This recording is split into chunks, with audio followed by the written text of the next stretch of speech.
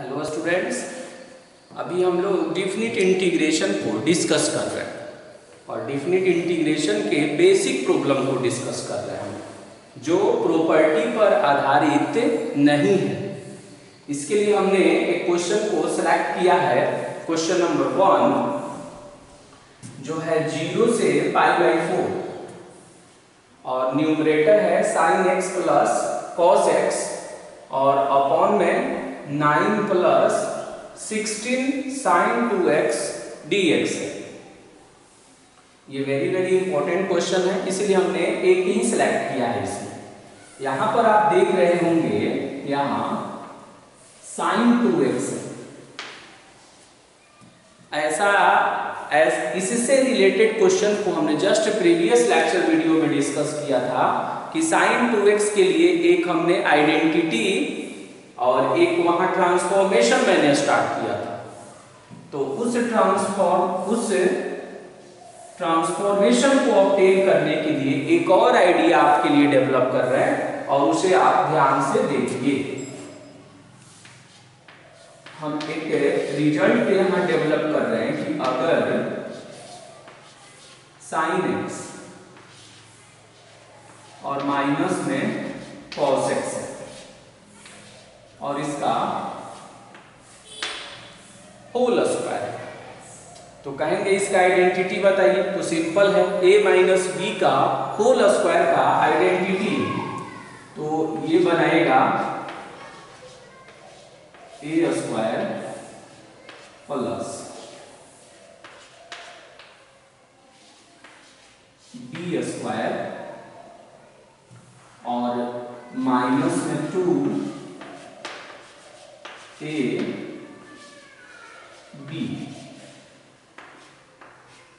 Sign square x plus cos square x जो है famous trigonometrical identity है और इससे ये 1 बनेगा और माइनस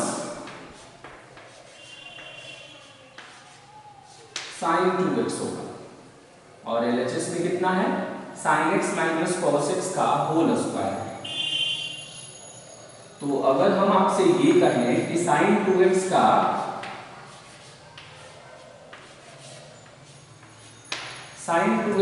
वैल्यू कैलकुलेट करिए, यहां से कितना ऑब्टेन होगा, तो आएगा 1 माइनस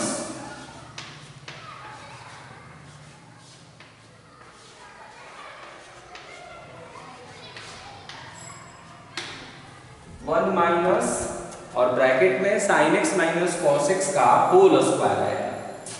अब यही जो रिजल्ट आप देख रहे हैं ना, इसी रिजल्ट को मुझे वहां यूज करना है। ओके, इसको डायरेक्ट हम थिंकिंग भी करते थे। डायरेक्ट प्रीवियस लेक्चर वीडियो में आपने देखा होगा कि डायरेक्ट उसे हमने ट्रांसफॉर्म किया था। अब यहां पर आप क्या देख रहे हैं कि sin 2x के जगह पर 1 माइनस और sin x minus cos x का होल स्क्वायर हम लिख सकते हैं। तो आप बताएंगे ऐसा अगर हम करें तो इस इंटीग्रल में क्या ट्रांसफॉर्मेशन होगा। अच्छा, ये तो हमने कर लिया। दूसरी और इंपॉर्टेंट बात है लिमिट को कन्वर्ट करना। तो नेक्स्ट होगा मेरा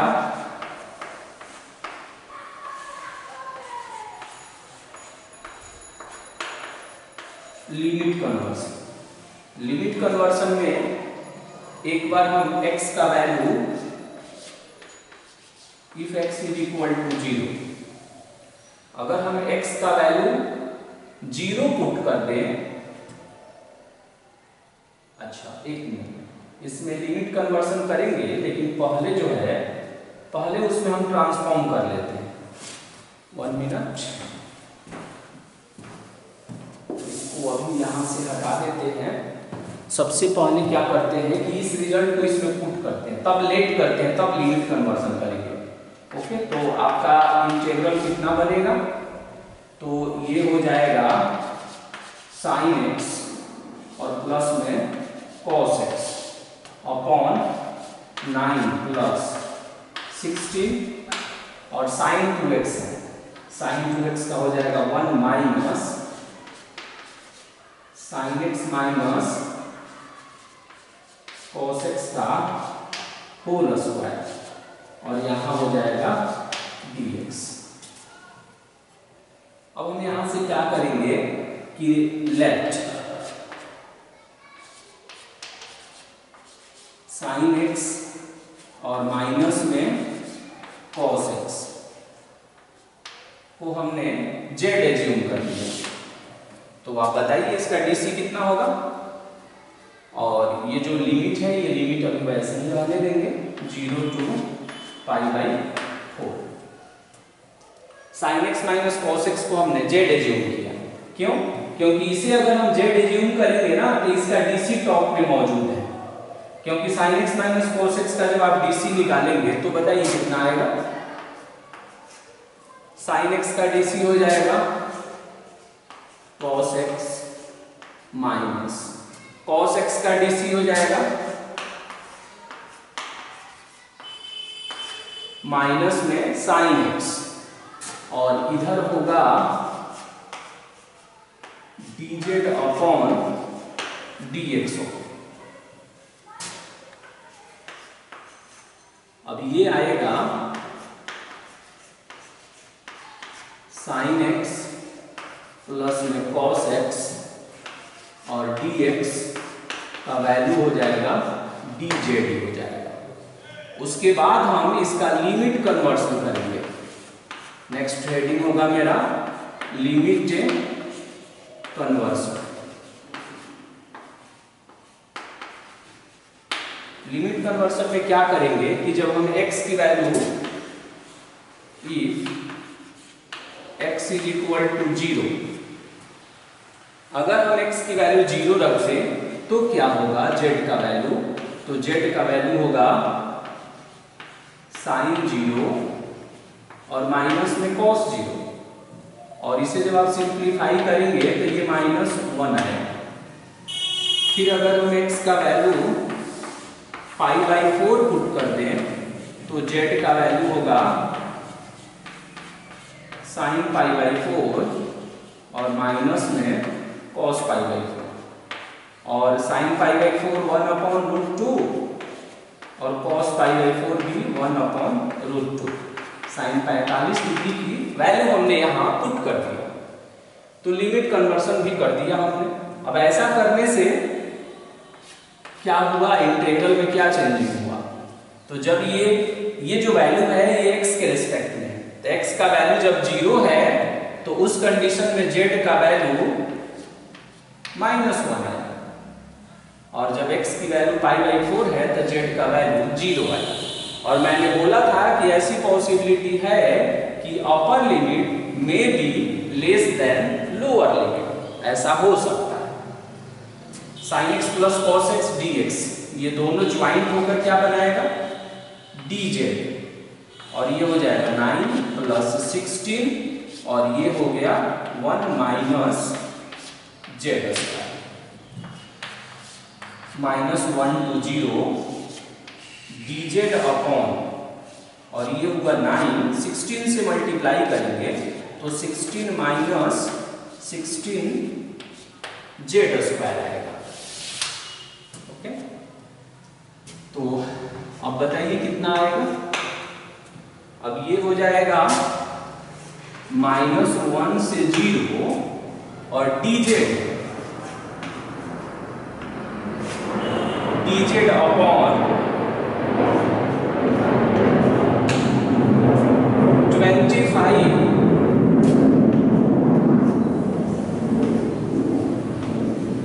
माइनस 16z स्क्वायर, ये हमारा इंटीग्रल आएगा। तो नेक्स्ट में मेरा इंटीग्रल कितना होगा, कैपिटल I -1 to 0, और ये हो गया dz अपॉन 5 का स्क्वायर कर देंगे, और माइनस में 4z का होल स्क्वायर करेंगे। ओके, अब यहां से हम क्या करेंगे, फॉर्मूला को यूज करेंगे। यूजिंग एक इंटीग्रल फॉर्मूला हम यूज करेंगे, dx upon a square minus x square. तो इसका इंटीग्रल फॉर्मूला हम लोगों ने पढ़ा था 1/2a और log mod a plus X और upon a minus X. Okay, तो अब ये क्या करेंगे कि ये हमने यूज कर लिया, उसके बाद से अब ये जो इंटीग्रल है, ये इंटीग्रल कितना बन जाएगा, तो 1/2 और a का वैल्यू देखिए कितना है, 5 है, लॉग a प्लस एक्स यानी 5 प्लस 4z और 5 माइनस 4z। ओके, और ये कांस्टेंट है तो बाहर, और ब्रैकेट हमने क्लोज किया और ये हो गया -1 to 0। ये 1/10 बनाएगा।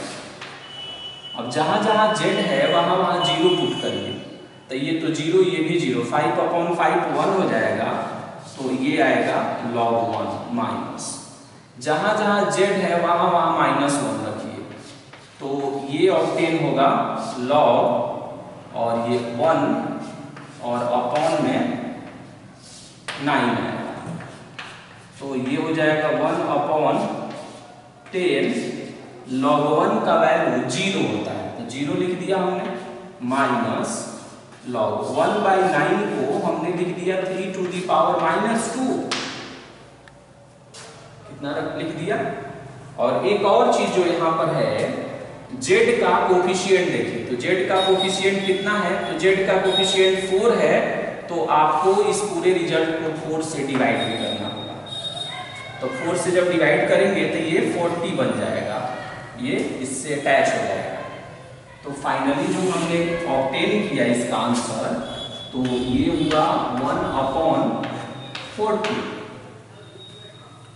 और ये है इनटू, ये माइनस पहले से था और एक ये हो जाएगा, ये पावर को बैक में ला दिया तो -2 और log 3, ये कट जाएगा, माइनस माइनस प्लस हो जाएगा और 2 से कैंसिल भी होगा।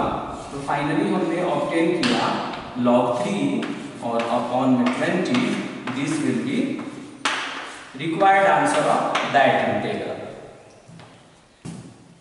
अब इसमें कुछ बातों का हम ध्यान रखेंगे, इसको थोड़ा एनालाइज हम करते हैं। ये क्वेश्चन बहुत इंपॉर्टेंट है, कई बार ये आपके एकेडमिक कॉम्पिटिटिव एग्जाम दोनों में पूछा गया है।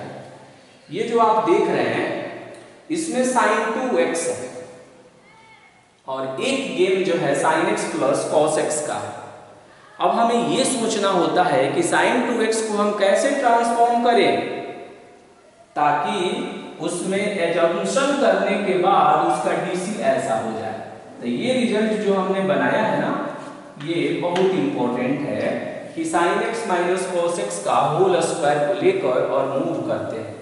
इसे आप सिंप्लीफाई नहीं करेंगे, अगर इसे सिंप्लीफाई करेंगे तो पुनः वही चीज आ जाएगा जो पहले है, पुनः वही चीज आ जाएगा जो पहले है। तो ये जो रिजल्ट आप देख रहे हैं, ये sin 2x = 1 माइनस और sin x minus cos x का होल स्क्वायर जो देख रहे हैं, ये वाला रिजल्ट। तो इस रिजल्ट को हम ध्यान में रखेंगे।